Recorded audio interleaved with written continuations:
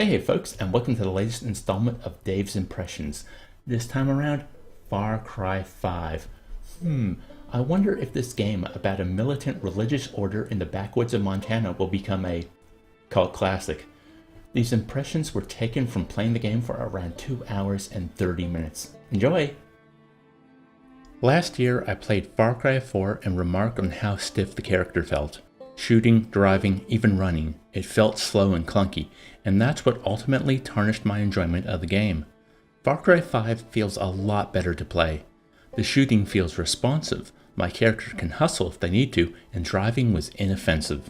As the game went on, I found myself preferring to stick to a pistol over any type of automatic rifle, simply because I enjoyed the tactile pleasure of shooting it, and the satisfaction upon achieving headshots and watching cult members drop to the ground. Having a greater feeling of control over the main actions you take in a game is always a plus, even when that main action is continuous murder. I like the opening island as a microcosm of what the game is. While Dutch does lead you from task to task, there is this feeling of, what's the next icon I want to head towards? This becomes the main method of play once the game opens up. I fell into a gameplay rhythm of finishing one task and immediately looking for the next. While we're still on the opening island, I'd like to mention the Prepper Shack.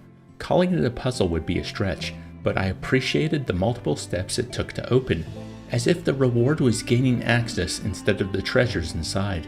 Speaking of treasures, another thing I appreciate in Far Cry 5 over 4 is how there is no returning to town all the time to sell everything to clear inventory space. I just kept looting if allowed to and sold it all when I eventually reached a shop. It keeps the game moving. I was struck by the beauty of the wilderness. Walking out of Dutch's bunker for the first time evoked the start of a Fallout game, complete with high levels of light saturation. The intro to the game is at night, so I wasn't able to take in the splendor of the country until this moment. The lighting is a little thick.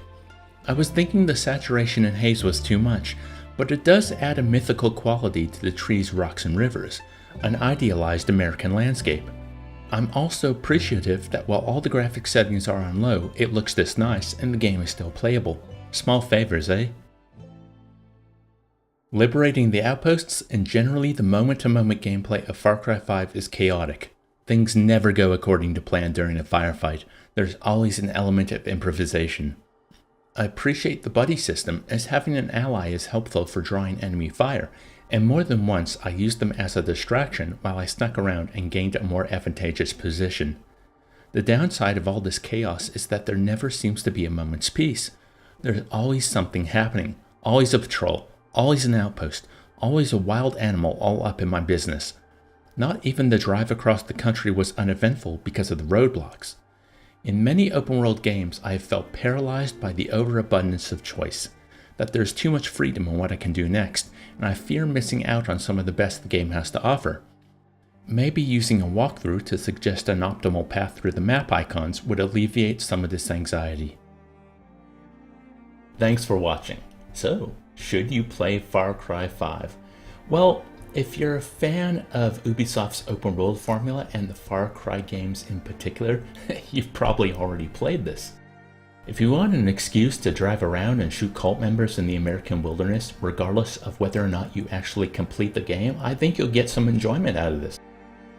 Now, if you're tired of the Ubisoft open world formula, specifically the Far Cry games, while I did enjoy this mechanically a lot more than I enjoyed Far Cry 4, what the game has to offer is probably not going to change your mind about how you feel about this style of play.